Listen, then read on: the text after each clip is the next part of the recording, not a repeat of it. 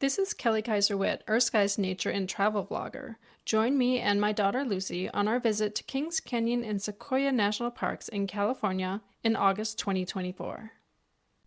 We spent the first part of our trip in Kings Canyon National Park. These two parks are home to about a third of all sequoia trees on Earth. Kings Canyon is home to the General Grant tree, the third largest tree in the world by volume. This tree is nicknamed the nation's Christmas tree. In Grant Grove, you can even walk through a hollowed-out fallen sequoia tree trunk in order to get a feel for their massive size. Kings Canyon contains much of the High Sierra. Ancient glaciers shape the marble and granite here. The park has the highest peak in the lower 48 states, Mount Whitney, but it's on the east side and not viewable from the single park road on the west side. At one spot in the park, Kings Canyon drops 8,000 feet from the rim to the river that cuts through the landscape below. The park is home to the headwater of 6 rivers.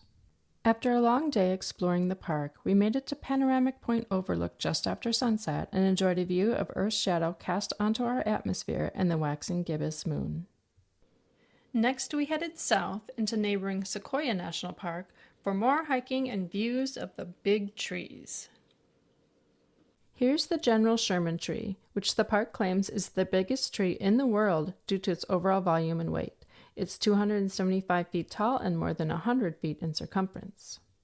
A sequoia's pine cones are relatively small, but a sequoia can have several thousand pine cones at a time, and inside are hundreds of tiny seeds. The spongy bark of the trees is 2 feet thick, protecting them from fire. The cause of death of many sequoias is their humongous size, which causes them to topple. Take some time in the groves where you can get up close to the sequoias. Their bark has give and feels like layers of cardboard, plus they sound hollow when you knock on them.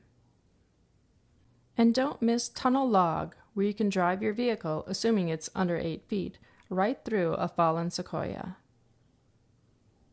Morro Rock is a fantastic short hike in the park, but only if you aren't afraid of heights. It's just a mile round trip, but there are 400 steps to climb. And there are handrails along the exposed parts of the trail to keep you safe. An important point to mention is that you should not take this hike if there are any chances of storms. You may not have good cell service in the park, so look for dark clouds, rain, or hail. Listen for thunder or hissing in the air. If your hair starts to stand on end or there is static electricity coming from your fingertips, get down as quickly as possible and take shelter in your car. There is a famous photo of 2 boys on Morro Rock with their hair standing on end just minutes before they were struck by lightning. Fortunately, they survived, but another hiker on the trail that day was not so lucky.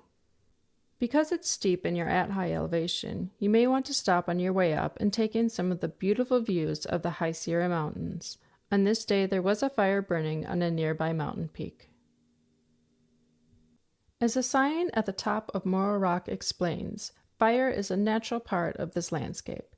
Young trees grow fast to rise above the flames. Their thick bark protects them. Fire clears forest litter, fertilizes the soil, and releases seeds from pine cones. After taking in the views, it was time to head back down Morro Rock.